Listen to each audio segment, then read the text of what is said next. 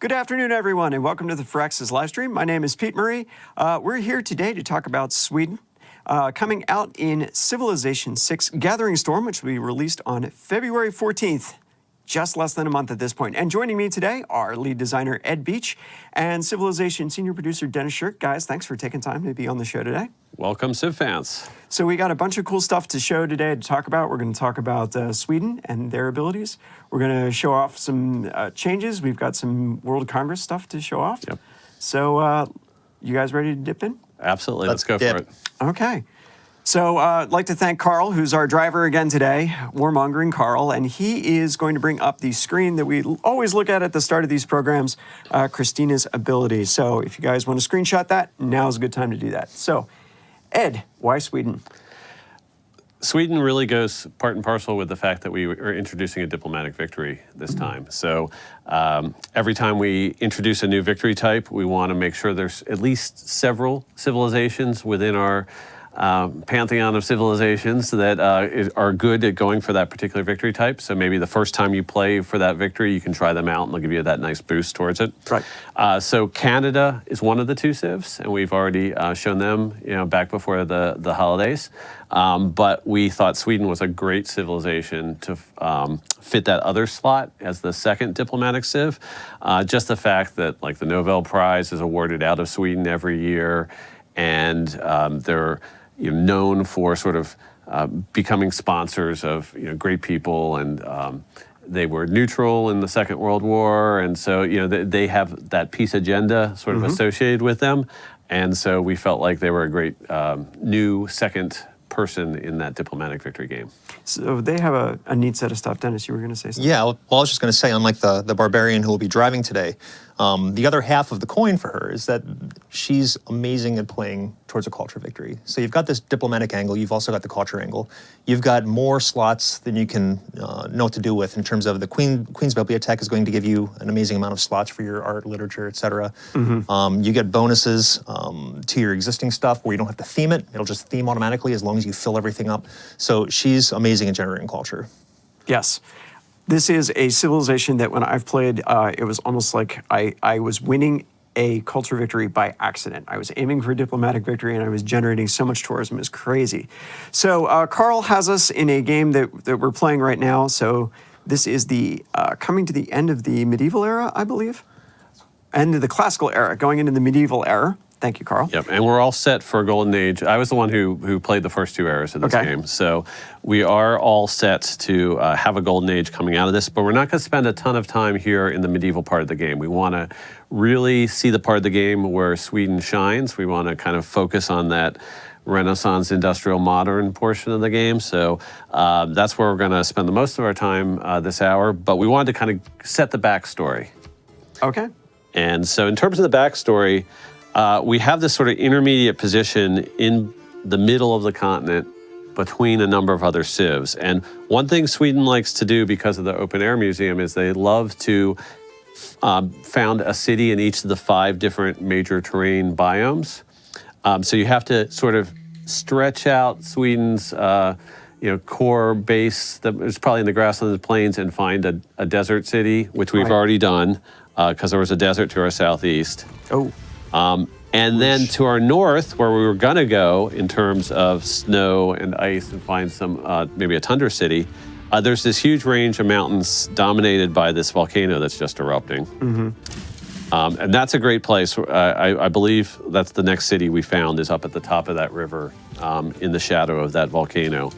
But what we want to do is, see whether or not we can settle up in the tundra up there, but what I unfortunately found is that's where Canada is in this game. And they're going to be taking over that tundra terrain for themselves. Yep. So we have while Carl is playing us through real quick, we do have a question from chat. They're asking if Christina's theming bonus applies to archaeological museums or just art museums. It's any building that has at least 3 slots, or any wonder that has at least 2 slots will auto-theme as long as you fill it. Right. Okay. So it absolutely does. Yep. And the Carolean unit, what tech does that unlock with? That unlocks, it is a tech. It's, I don't know, we'll pull up the tech tree and I know that the Open Air Museum is with the Civic, That's nationalism, Right. which people have been wondering about.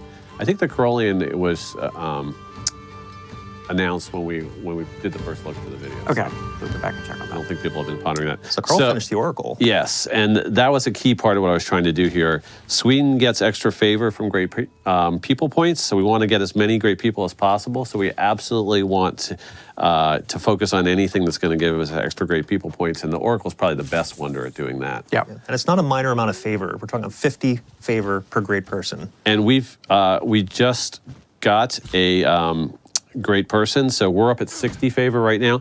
And you'll see if you go through these first few turns that Carl's playing, we're going to get some trade requests from other people because of that early favor. Mm-hmm. And it's medieval is when the World Congress first takes some action. Right. So having some favor going into that very first World Congress is very useful. Most people do not have much.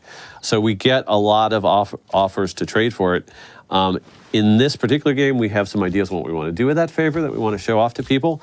But if you don't have a real need to be active in that first World Congress, you can actually get some really nice trade concessions early in the game from the favor that you get that everyone else won't have. Definitely.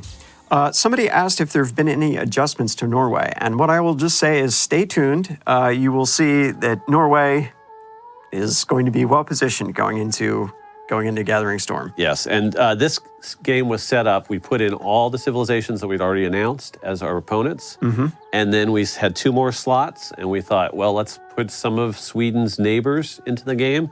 So we ended up adding Norway and Russia, and that will lead to a Great Northern War type state that we're going to get into very soon. Excellent. Now, Carl has a special session proposal that's popped up here, basically because Norway's being a bad boy. But this is going to be a good example of why the decision whether you spend your favor or save your favor is important. Because if that emergency is targeted at you, you want to make sure you have that bankroll to be able to maybe vote down an emergency somebody's pointing at you. So it's basically asking him if this is something that he wants to initiate. Do we want to vote on something like this? And I think it's worthwhile.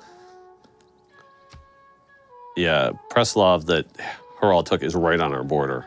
So we have a great chance to liberate it in an emergency. So we definitely would love to see that go through if we can. So it's going to cost us 30 favor. That's half of our favor. And there's no getting that back. That's kind of the cost of bringing this to the world's attention. You have to get in all the diplomats' ears to make them care about this and get a session. But because it's right next to us, we're strategically placed to be able to take advantage of that emergency and reap the benefits of winning an emergency like that. So it's worth it for us to investigate. So let's see what happens.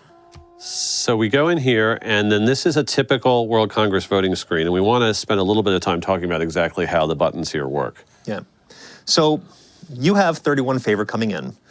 The first vote is always going to be free when you're voting for these proposals. So if Carl goes ahead and just gives it like an upvote, for example, so he supports it, no big deal. But it's going to increase incrementally as you put more favor into it. So the higher your votes go, the more expensive it gets. So the next vote's going to cost you 10. The next vote's going to cost you 20. So really easy to vote shallow across many proposals. But as you can see, you can potentially spend a lot. Now, there's a good flip side to this. If Carl decides to sink all of his diplomatic favor into a vote and he loses, he's going to get it all back. So that's something to keep in mind, depending who you're going up against. We know that Harold, as you can see, has 71 diplomatic favor. So there's probably a decent chance that he's going to vote this down just because he has a lot of that diplomatic favor. We're going to need somebody else to support us on this. And I'm not sure. We have a couple declared friends. We don't have any allies. I think Harold has some declared friends. So there's some people that might come in on this on his side even, which would certainly nix it for us. But it's worth a shot because we can get the favor back if we... It's worth the gamble. You can see in the rewards, we get 100 diplomatic favor back if we actually accomplish the goal of liberating the city-state. And because of the amount of favor he's got, it's a good gamble. We either get our favor back from losing, or we have a good chance of getting even more by winning. And one of the reasons we set up the mechanic that way so that you are refunded the favor if you don't win is we want to make sure that one nation can't dominate the World Congress over and over again. So if you get something through in the World Congress, you've sort of spent your favor for that portion, maybe that time period of the game. It's going to take you a while to build that back up. And somebody else, it's very much like the way the great people competition works, that once you get one great scientist, it's probably someone else's turn after that. Yeah. Okay, so we tabulate our favor. We get it ready, and we are going to submit our votes. Now keep in mind, not everybody is going to vote on every resolution. We can see that there's actually another city-state emergency that occurred somewhere else in the world we weren't involved with. We haven't met that city-state, so it doesn't, So if we pass for us. So we we can don't get the expand, right it'll to tell vote us, on it. oh, you weren't part of this. This is somebody else's domain. So that's one that passed, but as you can see, if we close that one back up and go to the Herald one, that one failed because, as we guessed, Harold used all of his favor and plowed it into it. And Monsamus at the moment is friendly with Harold. That's going to change later in this game, but he actually threw in one vote on a free vote, but he threw it in on Harold's side, so that helped to sink our quest to get that city-state emergency passed. And we did get our diplomatic favor back too, as you can see, because that resolution failed. It's been refunded. So we have had a couple of questions about the Nobel Prizes come up in the course of this chat, but I'd just say stay tuned. We're going to have more to talk about that in a little bit. Somebody wanted to know, does your voting on the World Congress affect your relationship with the other civilizations? At the current time, it doesn't in terms of, they're not looking, oh, I saw you voted this way. So in general, though, there's a lot that goes on in terms of, people always wondered when we first introduced World Congress, can you buy people's votes? And strictly speaking, not. But as Pete's mentioned before in the Mali stream, you certainly can buy people's favor, and that's equivalent to buying the votes. Yes. So because favor is such a flexible currency, and it can be traded, but if that person doesn't like you, then it's harder to get them. You have to spend more gold to get them to. It all kind of works together using that favor currency. There's a fine gameplay line that you always want to walk to. Obviously, with something like that affecting resolution or our relationships, we have to balance that out because you could potentially get into tricky gameplay territory if you have to worry about now this great new gameplay mechanic, but now you don't want to engage because you're worried about offending somebody with all the other ways that you can possibly offend somebody in the game. It's something that as we do longer term balance, we might look at, but for the first introduction of the system, we wanted to stay away from that. Okay. So it looks like the regular World Congress Congress comes up now. off. So this is different from the special session. So let's talk about this. Now, a lot of the audience who, if they've seen last week's session or some of the sessions before on previous live streams, are familiar with this one. So this is the first World Congress that comes up. And like we mentioned before, there's always going to be 2 resolutions by default that are error applicable. And the mechanics work just about the same, but there's some interesting things on this full screen that aren't necessarily on other screens.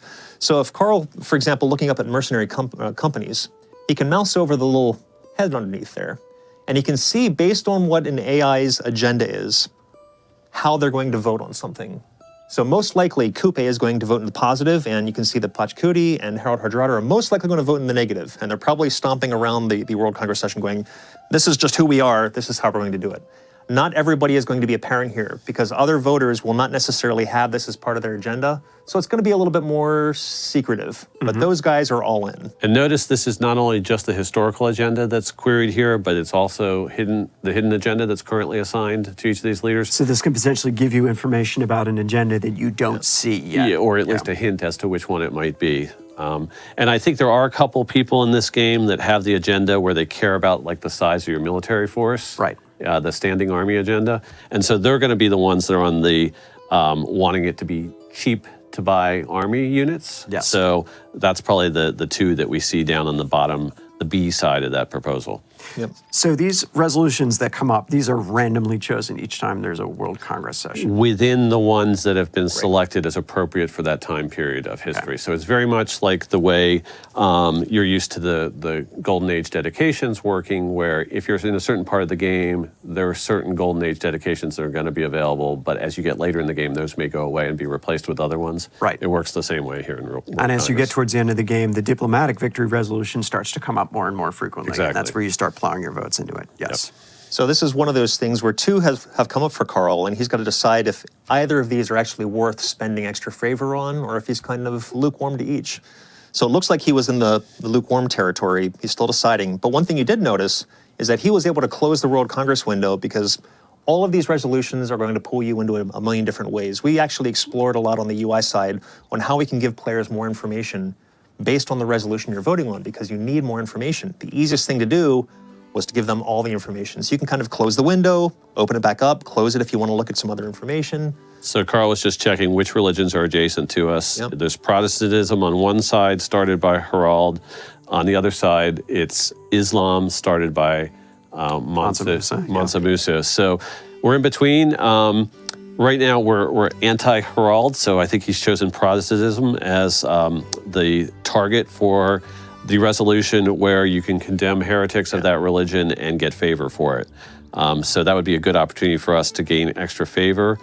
So he's going to put the 30 favor that we have in on that side. I think we care more about that than the mercenary company's resolution right now. So now we wait till everybody tabulates the results, and then we get the results of the resolutions. So what happened here? So now it is cheaper. Sorry, no, it's more expensive to do it with faith. Yep. Sorry, and looks like that was pretty popular. We voted for production instead of faith. Now, do we get refunded some of our favor that we put in on that? And you'll see we still have 33 favor up at the top. So basically, we actually ended up losing both of these. Yes. But we get our favor refunded. If you're on the wrong side, you get your favor fully refunded. Yep. And if you're, say, on the right side, you're on the A or the B side, but your target wasn't selected, you get 50% of your favor. Okay. Now, an interesting note on the possibility of ties, because as you can see with the way these votes are breaking down, that ties can happen, and they do happen fairly frequently, more frequently than you think, especially if you're playing like a 4-player game. It's whoever is putting in the greatest percentage of their favor is going to win a tiebreaker. Okay. So if you want it, and you want it badly, go all in. Because if you happen to tie, you're going to have a greater chance of winning that tiebreaker because you put everything into it. Versus the person that has like 200 favor, but only commits maybe 60 or 80, you're going to win that tiebreaker. So got a couple of technical questions about when civs vote in their turn order and how often the World Congress comes up. So the World Congress comes up, there's a meter up in the corner that you can see fill up until the next session. And that accelerates over the course of the game. So Carl will move on here and he'll mouse over that. So now it's 25 turns until the next session. And as you move up into the era, I'm not sure it accelerates during the game. It just starts at medieval and then it's regular after that. But it is tied to game speed, so it will be more frequent on a faster game speed. Okay. And then obviously, depending what events happen in the world, those are when proposals can come up that are available to you to vote on if you need to call a special session. So if somebody invades a city-state, somebody flips your holy city, those proposals become available to you, and you'll actually see them on the screen. There will be a third button at the top of the UI if you have a special session that you're able to call. Okay. And those you call during your regular turn, and the system becomes aware that someone has flagged it. But the actual World Congress sessions themselves are sort of this intermediate turn. Like clockwork. That's between regular game turns. It's like timeout, halt. We're gonna stop regular processing. Even in multiplayer, it works this way, where it's no one's turn. It's the World Congress's turn. And so we proceed, everyone submits the World Congress votes, we get all the World Congress votes back in, and then it can go back into the normal gameplay. Now, that's what's really cool about the World Congress in general, because you can count on the clock, no matter what. Like in this particular case, we know that for 25 turns, we can count on those voted bonuses being in place. So you can plan for that. Special sessions are the ones that you can't necessarily plan for because they all react to what's happening in the world. But World Congress gameplay, you need to be able to count on that. And the special sessions do build off the same emergency interface that we had for Rise and Fall. So when they do come up, they'll go right below the tech and civic choosers. Yes. And so you'll have all the information about how much longer those are lasting. For all the World Congress resolutions, you're going to have to look up at the top of the screen and see the meter there and see how many turns it's lasting. But it is really important to think about these are game rules that have passed that apply to everyone in the game. There's no circumventing them. Right. But they're going to go away after a while. Yeah. So there's like one that I particularly like where all of a sudden the districts I build start acting as culture bombs. Yes. That one's fantastic. And I have to time it so that I try to, when that comes up, I'm hopefully have some districts queued up, or I can get some districts queued up real quick so that in that 25 turn window, I can, succeed in using that policy as many times as possible. Sounds good.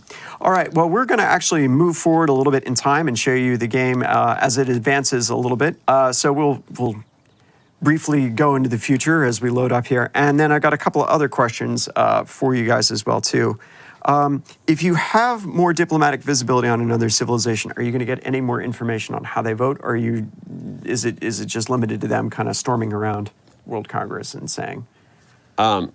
like what you were talking about earlier. Yeah, and you always know how everyone did vote. It's just, I assume you're talking about visibility of how they're How they going will to vote. vote, yeah. At the moment, it's presented the way we showed it there, and it's based off of the agenda information. But that's certainly, yes, something that we could be looking at down the road. But again, first cut of the system, we wanted to keep it clean and simple so people can understand what was going on with it. Okay.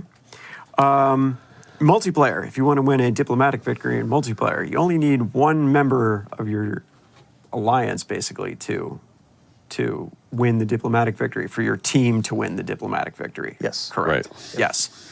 So that is... And I guess the other key thing to talk about in terms of World Congress is this is a brand new voting mechanic that we did not have in Civ 5. And Civ 5 was a little bit more, things could pass or they could fail, but there was no A or B side. And, right. But we really specifically looked at the way World Congress often played out in Civilization 5. And in Civilization 5, there were lots and lots of cases where things would get proposed and they'd be blocked. And then the World Congress wouldn't meet for another 30 turns, and there would just be nothing happening in the world because of the World Congress. And we wanted things to change. We wanted the game rules to be shaken up. We wanted the nothing has happened result to not really be possible. So that was a key reason that we went for this particular mechanic, because this way, if the let's have big armies, let's build lots of guys is not the way the world opinion is going, well, then we want the world to swing towards let's not build up our armies right now. And so one side or the other we feel like should be sort of politically dominant at a given point in time. So we wanted to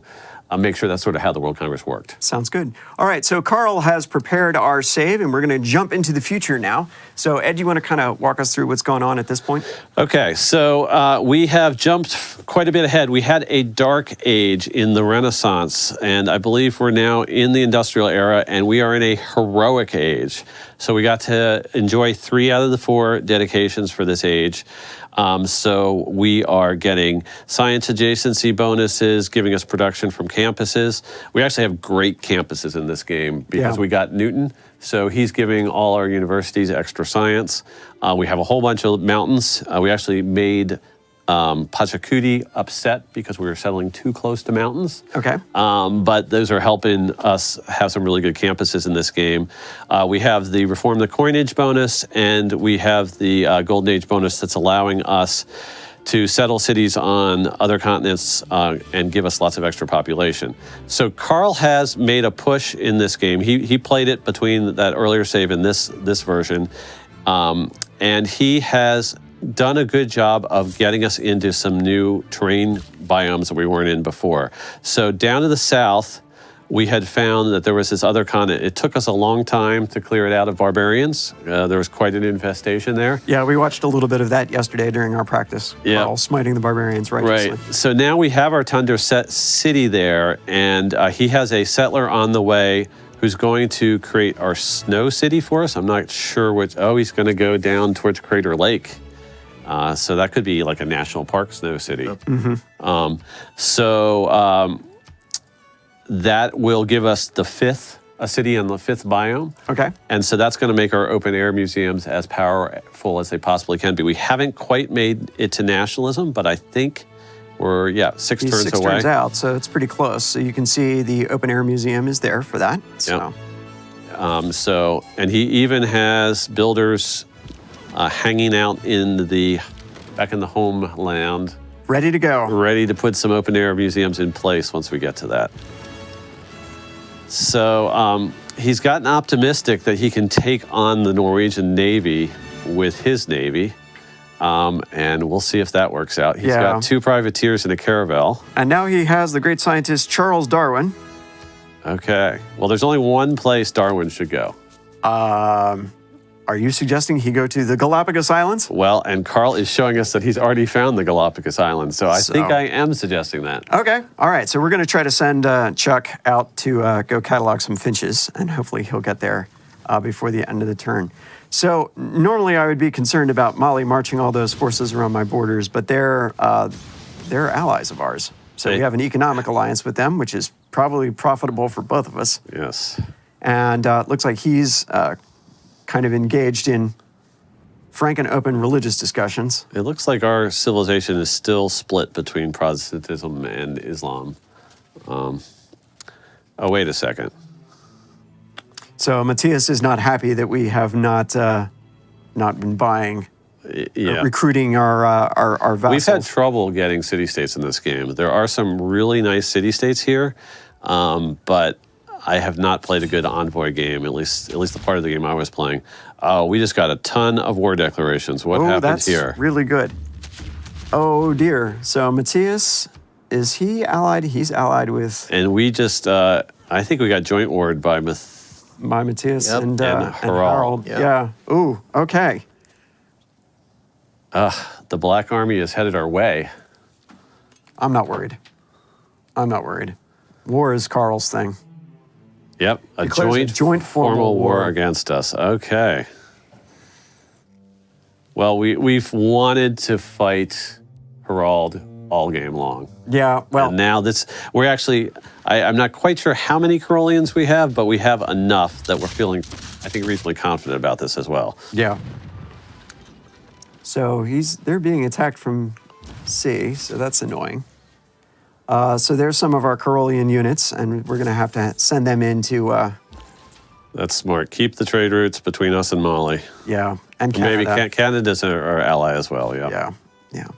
So somebody had asked about how city-states affect diplomatic favor. You get diplomatic favor per turn for each city-state that you're the suzerain of. Right. So that is an excellent way to curry diplomatic favor by being the suzerain of a city-state. And I would say, while I was playing this game, I was getting more in my favor from the Great Person bonus from Sweden. So I was having trouble with the city-state game. That was not as big a source as normal, but if you're playing, maybe a Pericles or somebody who's really good at the city-state game, Yes. You can end up being a strong player in the World Congress without having a specific favor bonus. Yeah.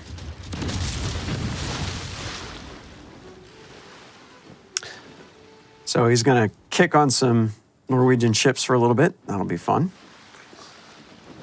Headed over to found the city of Crater Lake. Yep. And that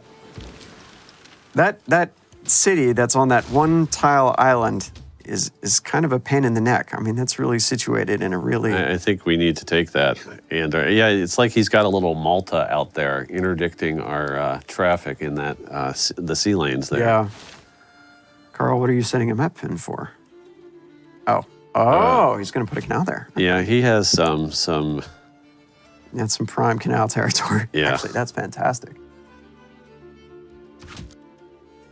Wow. Yeah, that's good. So Karlstadt needs to get its trade goods out to the sea, I believe. Yeah. He had anticipated the canal because he was going to. He's actually already built a harbor there inside the lake. Actually, Carl, go ahead and open up the Queen's Bibliothèque thing again, just to reaffirm something I had mentioned earlier about how amazingly powerful this can be. It doesn't take up a slot in your typical theater district like the rest of your culture generating stuff is.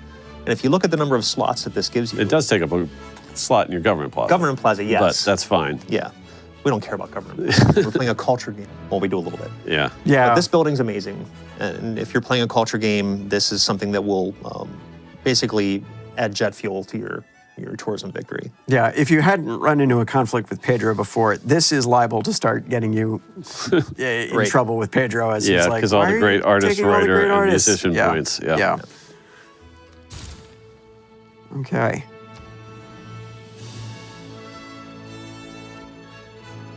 Okay, and then the other thing that we've set up pretty well is the other way we get great artists, get great scientists and engineer points are through the university buildings and through the factories. Right. That's another part of Sweden's bonus. So I believe we have 3 campuses. We have an industrial zone that's coming along as well. We have a factory in it, but we have not powered it yet in Stockholm, so we'll have to look at that in a minute. So yeah, and you can actually see that he has a low power icon. So until that's powered, it's just not going to be operating as efficiently as it could. So the nice thing is that doesn't mean that it's a penalty. It's just simply the way it was before. But if you do power it, that gives you some. it just gets better. Yeah, it gets. Who's the great general on that block? Gustavus Adolphus. Nice. That's very, very thematic. Christina's dad is out campaigning for her. Yeah. Yeah. I'm sure he's very happy. I love the Carolean unit icon. That's just the hat. That's all you need is the hat. So I was really excited. Okay, so you want to talk a little bit about pillaging? Because this is exciting here. Okay, so people are like, Norway really needs some kind of buff, and let's think about what you can do in Norway. We actually it wasn't specifically looking at Norway, but in general, we wanted to find out whether some of the strategies in the game were as powerful as they should be, not only in the beginning of the game, but throughout the entire game. And one area where we felt like it just didn't grow the way it should is in coastal raiding and pillaging. Right. So in the beginning of the game, it felt strong, it felt good. The Viking longships initially, when they're out there doing pillaging, you're getting enough gold that it's very meaningful. Right. But that didn't scale up through the game at all. And so by late game, you would maybe have Norwegian submarines or things like that doing coastal raiding and so forth. And, you weren't getting a very useful reward back. So what we decided is it was sort of more of a systemic change that was needed. And so we have made an adjustment. It goes all the way back through the base game and Rise and Fall so that February 14th, everyone will see this, whether they've got the new expansion or not, so that pillage rewards now scale through the ages. So you can actually get hundreds of gold from a coastal raid, and your culture and science rewards, so maybe in the beginning of the game, you were pillaging a particular improvement and getting culture or science from it. It was worth maybe a quarter or a fifth of a technology. Mm-hmm. Without that scaling, it became useless to do that at the end of the game because you're getting, a 20th of a technology. Right. Now it'll still be that same percentage, that quarter of a technology per pillage. So it just feels so much more significant and powerful now. And it's definitely, definitely a huge And if buff anyone for Norway. can benefit from it, It's going to be Norway. yeah. Now, one of the civs that we're going to announce in the next coming weeks also is going to do very well because of it, but we won't talk about that, will we? Not today, we won't. So how are our Caroleans doing? It looks pretty good. Is Preslov's we're in pressing trouble? Preslov, yeah. Okay, Yeah. good. Oh, and we have some siege equipment there. And Charles Darwin, is Charles Darwin going to get intercepted by the Norwegian Navy? That's just like real life.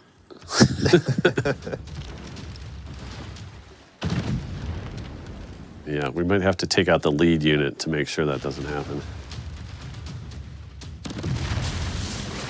Okay, mission accomplished.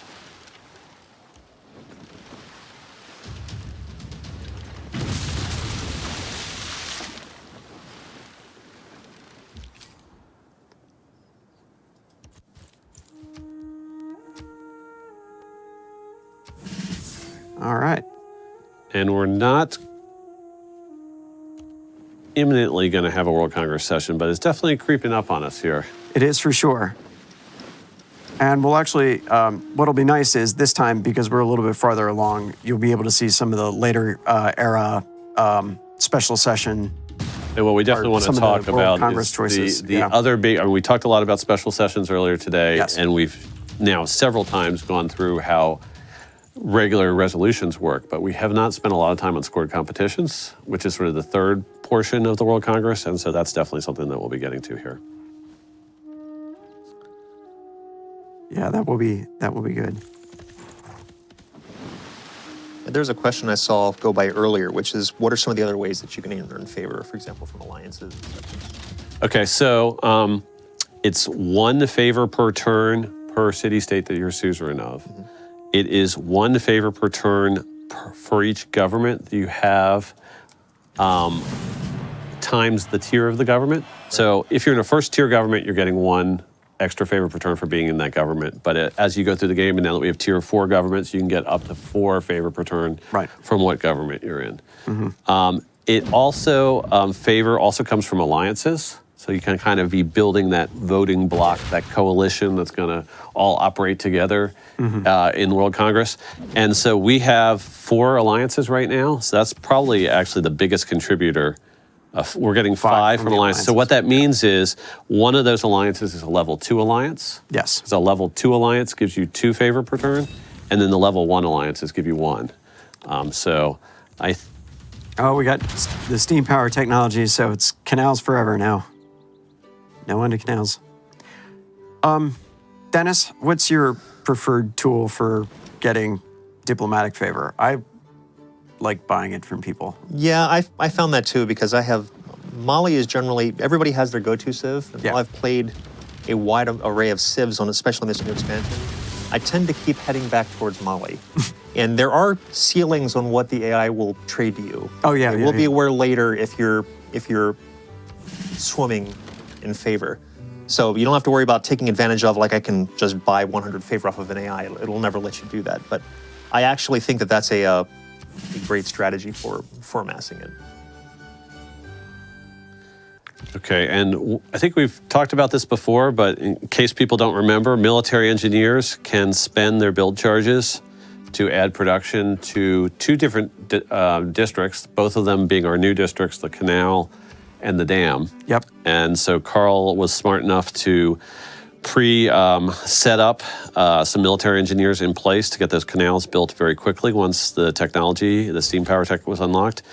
We just put in a coal plants that we're going to work on in Stockholm so we get that city powered. No longer convinced that destroying the other civilizations of the world is enough, Carl is now going to wreck the environment as well too, for our benefit. No, Yeah. I'm just teasing him, but no, seriously. That's how he is at home too. He just burns coal to heat his house. Just and constantly. to cook on. Yeah, So, you can tell where he is. Right. It's pretty simple. Now, one really interesting thing that happened in this game was I've had a couple skirmishes with Norway before this major war. Right. And I noticed that from the Middle Ages on, they had quite the cavalry. Yeah, I mean, there were like coursers coming out his ears and a knight unit. So I was like, what's going on? Does he have 5 horse resources? And, so Yeah. I looked at the Norwegian territory, and there is 1 horse resource, but it wasn't even inside his culture borders yet. oh, And I realized that what was going on was he was taking advantage of the Hattusa city-state ability, yes. which has been updated for Gathering Storm. So if you have revealed through the tech tree the knowledge of a particular resource, strategic resource, Yep. but you have not actually hooked it up into one of your cities, Right. Hattusa is sort of the back channel arms dealer who knows exactly how to get you those things at the right time.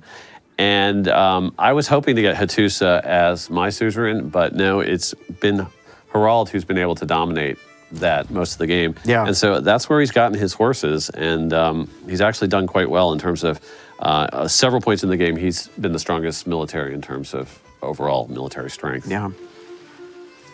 Dennis, here's a question for you. Somebody asked how we choose the songs for Civilization. You want to talk a little bit about how Jeff and Roland have gone about picking songs in the past? I would love to actually have like a dedicated program to that because Jeff Knorr and the rest of the composition team with Roland Rizzo make the most amazing music for the game. They have a whole process they go through in terms of what's going to add to the game well, what's going to layer, what they'll be able to have fun with in terms of making different arid versions of it. Mm-hmm. So a lot of thought goes into it, not just about what it is, if it's applicable to the Civ, but how easy it is to work with in terms of adding more modern variations of it. So Yeah. And they have the orchestral recordings that we've been doing in they go to Prague every year. every year for those.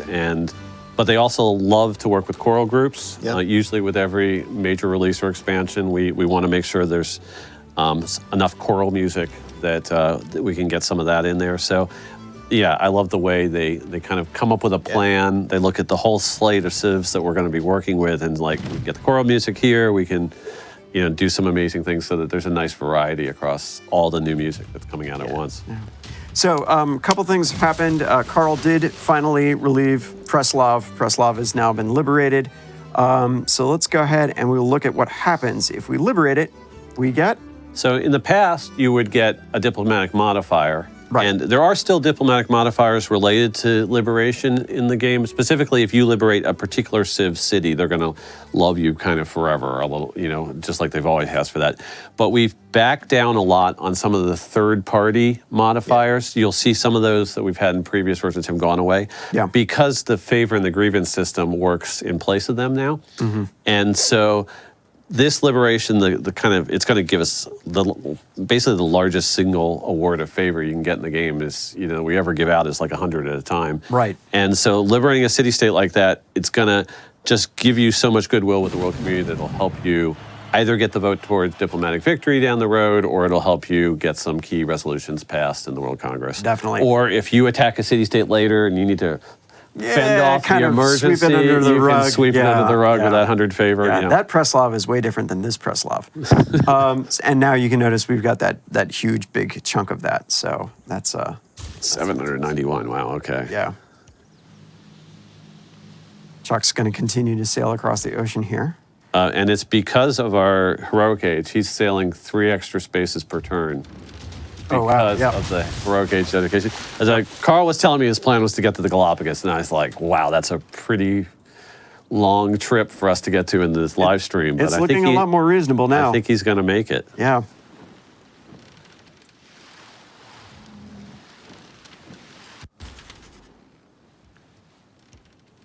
So we'll move our Wolfgang von Goethe into position there. That'll be good. So the 100, somebody has a question about the scaling of the value of 100 diplomatic favor.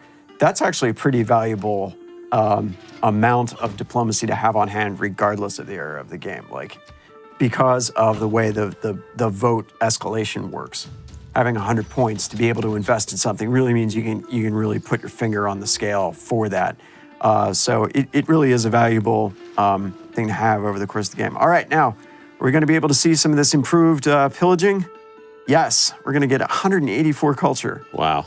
Off, that's nice. And that is going to get us our open air museums. Yes, it will. So again, this is Sweden's unique infrastructure piece that they can develop. This is a tile improvement that they get.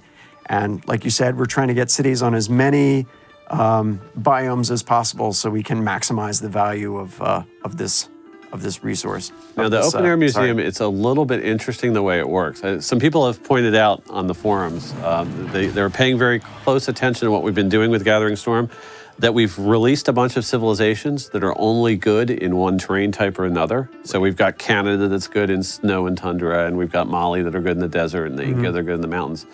And then we totally flipped it with Sweden, because Sweden wants to get a sampling of each of the different biomes. And it's kind of weird, what's this whole deal with the open air museum? Why does it get that bonus? But I've been to several open air museums. I have not been to Skansen, the original one in Stockholm. Right. Would love to do that. But I have been to both the one in Ukraine, that was the first one I went to, and I also went to the one in Wales. Okay.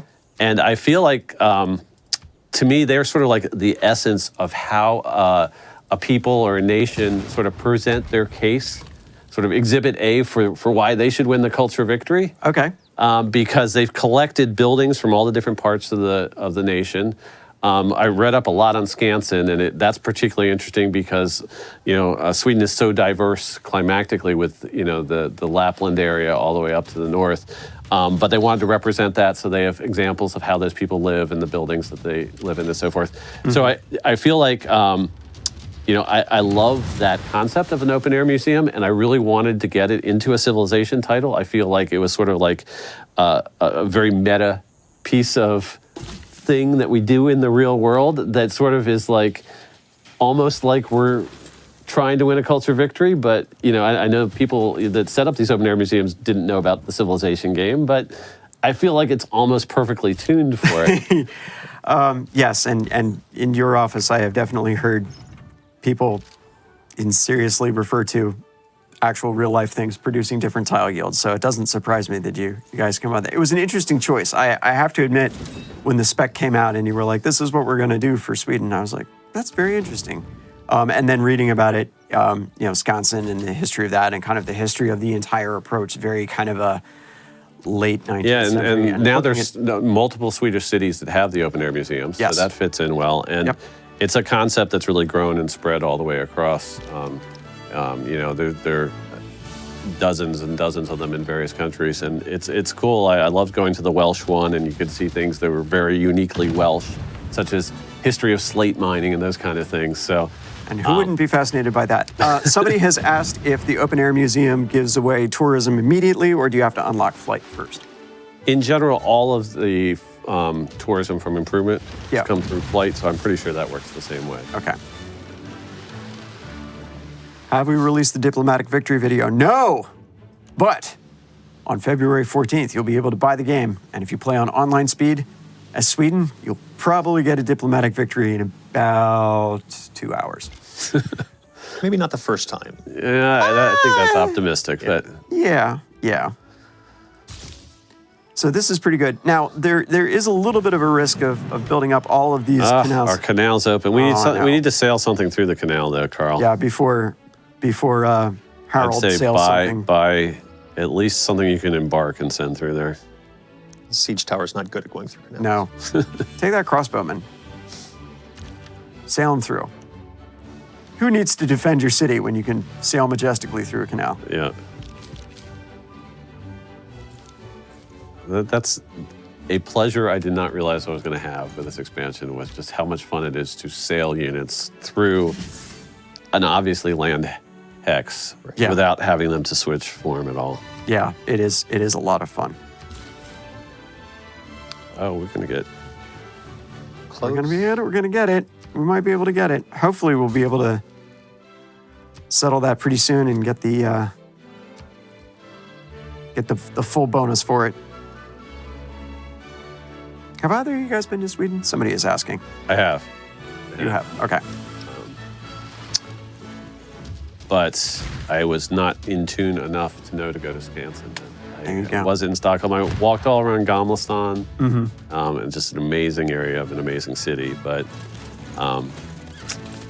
did not know exactly everything I should be checking out. There's very few times that Ed doesn't go on vacation, sees some sort of wonder or city or place, and not have it end up in the game after he comes back. That's very true. Yeah, my travel budget could be funded by anyone. He's available, folks, for Yes, birthday we'll parties see. and corporate events. Now, astute people have pointed out that Stockholm, which was a scientific city-state previously, is now no longer a scientific city-state, as it has been subsumed into Sweden as a civilization. So, do we have a new scientific city-state? We do, and they're in this game. So if we pop open the list of city-states, we'll see Bologna, and they have verbatim the Swedish ability. And the interesting thing is Sweden wants to send their people to the university there. Yes. Just like everyone in the Everyone in the medieval Middle Ages did, Renaissance yep. wanted to send their scholars to Bologna. Yeah. Because it's great people points. So we've been having trouble with the city-state game, but that's the one that we've absolutely prioritized. Mm-hmm. So a couple questions about the Nobel Prize. Again, when we get to the World Congress session, hopefully you'll be able to see some more of that, but that is an example of one of the scored competitions in the game. So that is going to be a way for you to see that. 93 faith from that village. I think Carl is purposefully dragging his feet getting to anything that has peace in it. Yeah. In the meantime, he's like, watch me kick all of these guys in the rear end. So How many turns are we away from the World Congress session? No, I don't think it's too many. 5. 5 turns. Jeez. Carl, be nice to them. He's going to have peace, but he's going to have it on his terms. That's what he just told us. Can you only have one open-air museum per city? Yes. Yes. So it's a little bit like the hockey rink for Canada. Can't spam them all. Carl's had quite the epic naval battle going on since he loaded up the save. Yeah, this is an impressive... But it's nice to see a strong Norwegian Navy, representing for Harald. I feel like that needs to be there, and Carl's invested a lot in that naval force, but he's really needed to. And Chuck arrives at the Galapagos Islands. And he's like, you know what are cool? Finches are cool. And sanitation. As When we he all realized that there know. were no bathrooms at the Galapagos Islands. Yeah, exactly. All right, so there he goes. We're sailing through a canal. But he's a land unit, so he tends to get out of his boat when he goes across the canal. He takes to the walkways. But he was able to denounce that unit that was there. Yep, because we're at war. Question for you. Is it now possible to trigger an emergency in the ancient and classical era due to the even though the World Congress starts in the medieval era? Now, that's something that doesn't come online until the World Congress properly comes Okay. online. The ancient and medieval, the ancient and classical, holy cow. No, that's right. Ancient Yeah. Pascal era Pascal. continues to be the Wild West of civilization where anything goes. And Frequently does. Salted fields and all that. Do resolutions for the World Congress show up more than once? they can. It's possible. I believe there is waiting in place to allow new ones to come through, but it is possible. And somebody is asking why the Carolean, I can't talk either, why the Carolean looks like the red coat, and it's because there's a limited number of ways to depict 18th century coats and facings, even within the context of that. So, although I will say, tabletop gaming, I played a really great campaign of the Great Northern War once. I played as Russia. And there was one battle I just got my butt kicked by the Caroleans. I underestimated their capacity to punch me in the nose, and so that's really whoa! It's so wet. Okay, yeah, this river's flooded a number of times. We only have the natural disaster intensity on 2 in this game, so it's kind of what we're going to recommend people go with when they first try out Gathering Storm for the first time. Yeah. So. Or if you like me, just crank it the whole way up to 4 and Well, there's some wait people for we're the- not going to be able to talk out of doing that. They're Bring- going to want bring to the try fire. that no matter what. Yeah. So Ed has done some balancing in that, by the way. So just based on a lot of playthroughs and play testing and feedback from our QA department, et cetera, the intensity level of 4 was not quite intense enough, like risk and reward for volcanoes. So volcanoes are even more powerful than what we've seen before. So if you are playing on a 3 or a 4, volcanoes actually have a chance with more major eruptions stretching out to 2 tiles out from the volcano, making it a little bit riskier if you're And that's planning on... just the damage. Yes. 2 tiles out. The Yep. fertility yields are still in that volcanic region where you see the volcanic soil right Yeah. around the volcano. So he's But definitely it's possible. turned it up. Yeah. Yeah, the week that came online, that was a little bit of a surprise and not an entirely pleasant one. So, yep, you get what you pay for with the disaster intensities 3s and 4s. Go big or go home. So is it possible to adjust the strength of global warming in game settings, same as natural disasters? So we have kind of this disaster slider. And it is directly tied to that. Okay. So if you're on 3 or 4, the rising sea levels will creep up a little bit sooner in the game, Yes. with a little bit less carbon dioxide having been put into the atmosphere. So you're going to have to be on your toes for that as well. So yes, on the 3 or 4, you're most likely to have a world that deforms and changes over time as you go along. If you keep that setting down lower, you'll have a little bit more time to play with. Yep.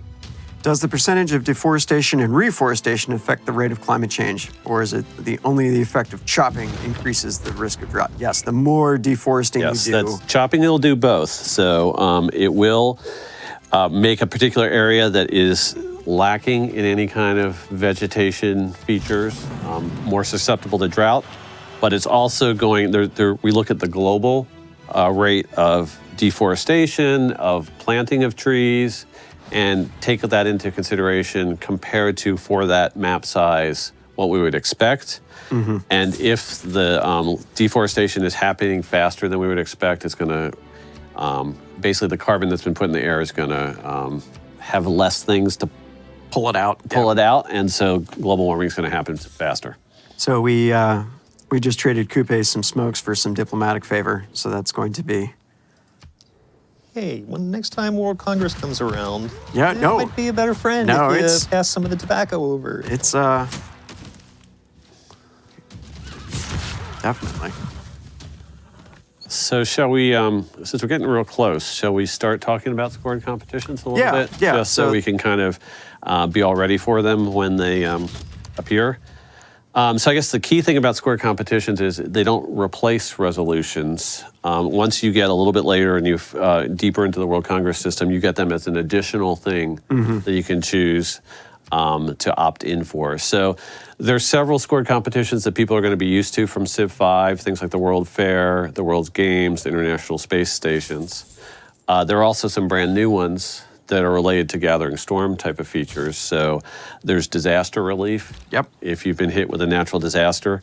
That system looks at how much damage a natural disaster is caused. So just because a volcano goes off in your territory, Yes. if you didn't have any structures nearby for it to damage, you're not going to be You're a not gonna be candidate able to- for yeah. international relief. But if your city center gets hit, you're going to be more eligible for that. And so you become eligible for that. The way that one in particular works is all the other nations of the world can give you gifts. There's both a city project that can be run, and you can actually go right to the trade table and send gold across. And that was what Dennis was talking about last week, is Mansa Yeah. Musa just be like, can I write a check to cover this? Right. So if you're gold poor, it makes it nice because you can still run these projects or run a lot of these projects if you still want to compete without actually spending the gold.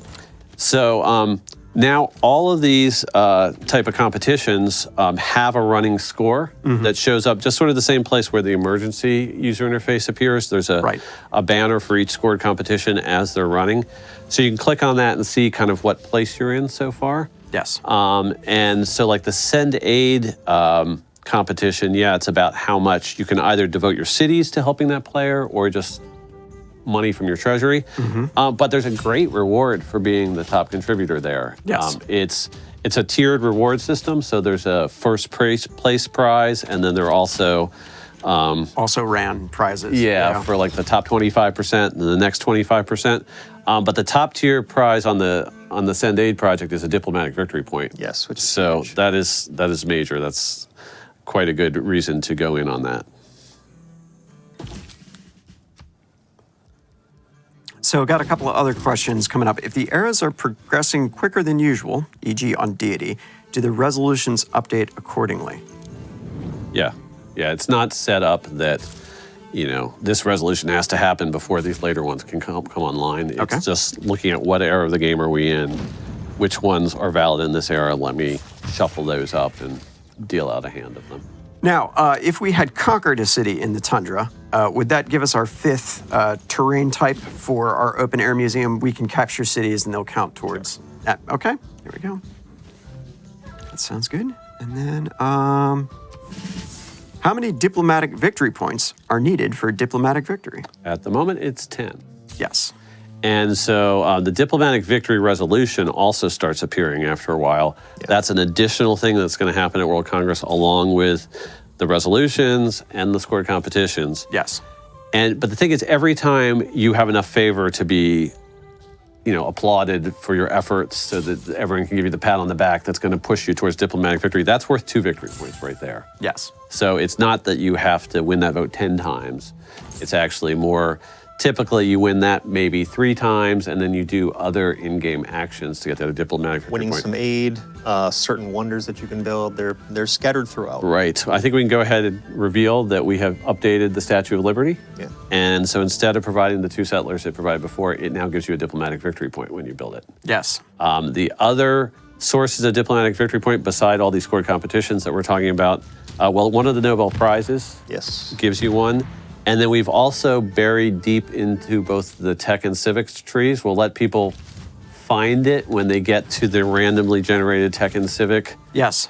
tree. But deep in those trees is also a source of a diplomatic victory point or 2. Yes, and there's also some interesting ways in there to kind of stymie people's diplomatic victories, which will be useful as well too. You can also, of course, shoot them in the face, which is also Stymies them very well. Yeah. Okay, now we're properly Now sailing we're through properly here. ready for a World Congress, and Carl is just I was just enjoying going Carl's back and just forth. like, look at my boat.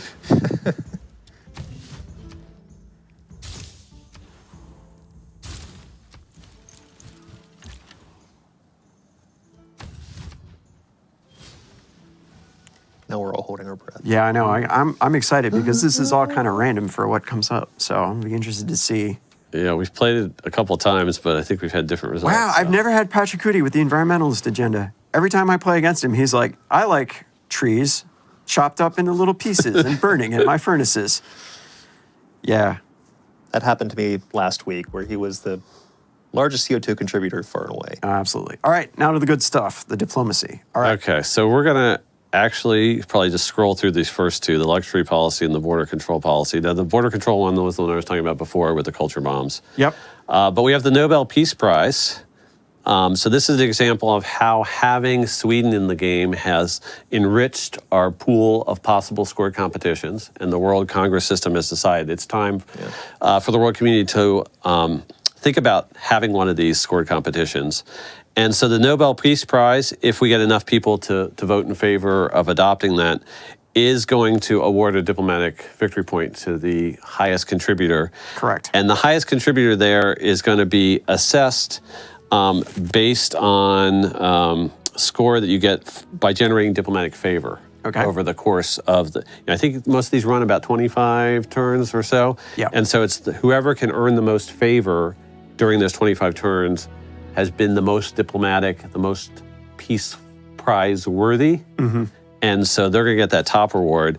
And so not only will they get the diplomatic victory point, but they're going to get the rewards from the other tiers as well. So they're going to, they're just going to stack up the great people here. So the Nobel Prizes come online in the industrial era, but they continue for the rest of the game as well, too. They are potentially competitions that you'll see over the course of this. Right. Yes. Now, somebody had asked earlier, why is Sweden potentially putting something on the board that's of benefit to the whole world? It just so happens that Sweden is also very good at competing for its own Nobel Prizes. So, it's like, I'd like to sponsor this prize. It's interesting because it's a gameplay bonus we gave somebody, but we didn't just hand it to them. No, you do have to work for it. We let them put it out on the table, but then they have to do the work to actually earn it. Yeah. So new districts built for this player act as culture bombs. So Carl is dumping a whole ton.